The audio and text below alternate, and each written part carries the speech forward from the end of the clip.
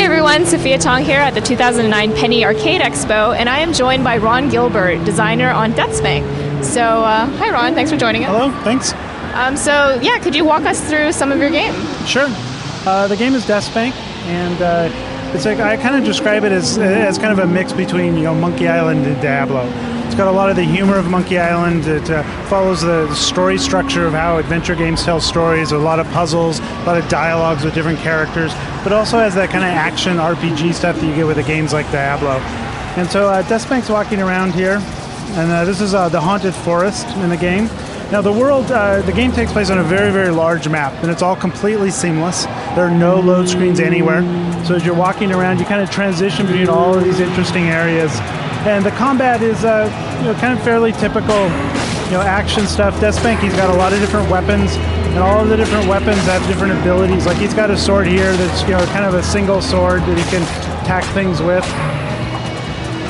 So the gameplay is very much like you said. It meets like Monkey Island meets Diablo. Yeah, very much so. Yeah. So this is Lord Von Prong's castle that we're looking at now. Now what I'm going to do is I can bring up this thing, and all of the buttons in the game, they're completely reassignable. So any button can be anything. And what I'm going to do is I'm going to select, he's got this crossbow that'll shoot these sleeping arrows. So I'm going to go ahead and assign those to the B button. And so as I'm walking up through Von Prong's castle, as I come to these guys, I'll go ahead and shoot them with these things. It'll put them to sleep. So I can kind of make my way up the castle, not have to worry about fighting all of these guys the whole way up. And all these things like the sleeping arrows or the cleave that you have for fighting multiple guys, these are all weapons you kind of have to find as you're progressing through the game. You may not find them all, you may not find them at the beginning. What was the decision behind the unique visuals here? Because it's like a 3D world with 2D. Yeah, it's a full 3D world, but everything in the world is all 2D. And one of the reasons that I wanted to do this was I really like 2D art. 2D art has a charm to it that I think a lot of 3D art doesn't really have. But I wanted a 3D world because of being able to explore these vast 3D worlds is very, very interesting. So I kind of wanted to marry those two things together a little bit. I'll show that a little bit more here. So things like all of the trees and everything, they're all just kind of flat 2D stuff, but they just have a lot of charm to them. And the world has this kind of forced rolling perspective, so things over the horizon, they kind of move up over. It's a little bit like a pop-up book in a way, the way that all feels. So this is the Dark Forest, another one of the places that DeathSpank will go. This is the monastery, and there's a big catacombs underneath the monastery. There's a bunch of adventure game puzzles that you'll need to solve to actually get into the monastery. We'll kind of jump down there right now. So now we're down in the catacombs. We're going to fight a few of these skeletons. Treasure chests carelessly left around that you can get loot from. So I just kind of work my way in here a little bit, fighting my way through the catacombs. And there's a room down here which we'll go into. Will we have a chance to check out some of the dialogue? Yeah, we can do that in a second. So this room is full of skeletons. So what we can do is we can do our lightning attack here, which kind of gather them all up. And now I've got my cleave ability on, so I can be cleaving a bunch of these guys, doing a bunch of damage to a whole lot of people at the same time. Kind of quick work of them. Grab all the money that the skeletons apparently carry a lot of money. Wouldn't have known that. So we're going to jump ahead a little bit more here. So now we're going to go to one of my favorite parts, which is the pirate village. This is Scurvyville, and it's kind of manned by a lot of pirates. And in these barrels, pirates leave all of their armor in barrels. I don't know why they do that, but they do. So we're going to go through here, and we're going to break these barrels. We're going to pick up a bunch of the armor they left in there. Then I'm going to go to the inventory. I'm going to take that armor that we just picked up.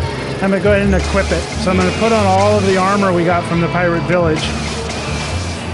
And so now DeathSpank, he is equipped in his pirate armor. So he's got his pirate hat and his shoulder pads with dual parrots on each side. Because if you're going to be in a pirate town, you really need to be dressed like a pirate. So we're going to head down the docks here in Pirate Town, Scurvyville. And at the end is a pirate ship. And what we can actually do is we can actually get in this pirate ship. and we can sail the pirate ship around.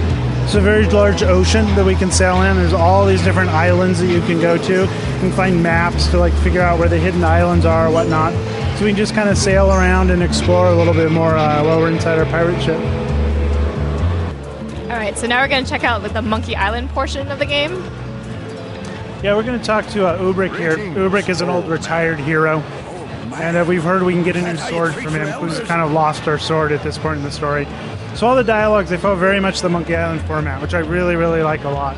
So you talk to people and you get these dialogue choices that you can decide, what you want to say. So we'll kind of choose this one for DeathSpank to say. Don't give me none of that sass mouth, son. Back in my adventurous days, that kind of talk would earn you a fatal beating. So we have different choices that we can choose. Is adventurous days code for cross-dressing? Adventurous, like rescuing trolls and bludgeoning princesses. I'm a famous adventurer. They call me Ubrick the Retired. Formerly Ubrick the Bitter. Formerly Ubrick the Undefeated. Formerly Ubrick the Bastard of Hill Haven. Formerly Sally the Stable Girl. And formerly Ubrick the Bedwetter. So we can talk to him, and one of the things we'll have to do is kind of convince him to loan us his sword, Betsy.